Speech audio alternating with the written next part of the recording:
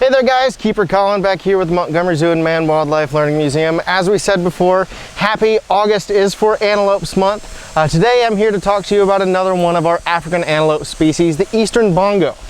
So there are actually two subspecies of bongo in the world, the Western or the lowland bongo and the Eastern or the mountain bongo. And they get those names for pretty obvious reasons. It's where they're found out in their natural habitat. So the Western bongo are found throughout Western and Central Africa, whereas the Eastern bongo are only found in a few mountain ranges in Kenya. Now, Western bongo are considered near threatened, but their cousins that we have here at the Montgomery Zoo, the Eastern bongo, are actually considered critically endangered. In fact, out in the wild, there's only believed to be about 100 individuals left on Mount Kenya.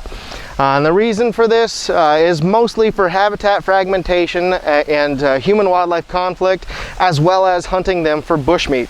Now, in the past, there have actually been some superstitions around Eastern bongo and the people who live in those areas where these guys are found and eating them.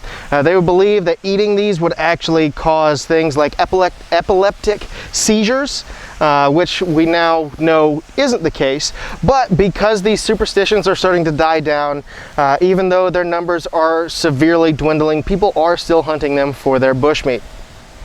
Now, Eastern bongo are pretty easy to distinguish from our other animals here out on the African savanna. So they have that chestnut red or brown coat with those white stripes going down their back. Now, the easiest way to tell Eastern bongos from their cousins, say the kudu, that we also have here, is because of that almost red coat that they have, whereas the kudu, while they still have those stripes around their back, they're much more gray. Now, bongo are also one of the only antelope that both male and female have horns. The easiest way to tell the male from the female is like on Heidi over there. Heidi's horns are very, very curvy. They're very twisty because she's an older female. And now on Naveen right here down in front, his horns are very wide and they're not as curvy. Males typically can be anywhere from 100 to 300 pounds heavier than their female counterparts, even when they're extremely different in age. Now, we do have 5 of these individuals here, and we account for a fairly significant population of Eastern bongo here in captivity. In fact, in the US alone, there are more Eastern bongo in breeding programs than there are in the entirety of Africa.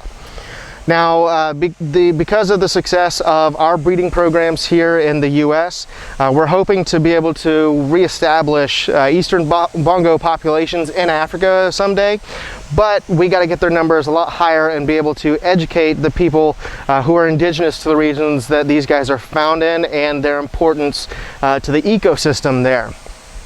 Now, they have that coat that actually helps them blend into the forest and break up their pattern when, say, a predator might be coming after them.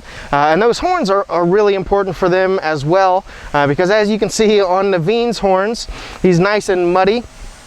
And those horns actually help them plow through the heavy brush that they will be pushing through in their native habitat. Now, bongo are actually the largest forest antelope in Africa. If you think about it, like with our blue duiker being one of the smallest, we have good representatives of both ends of that spectrum.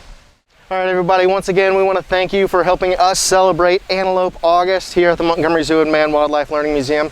We hope you guys have enjoyed seeing our videos this month, and we hope you guys have learned a lot.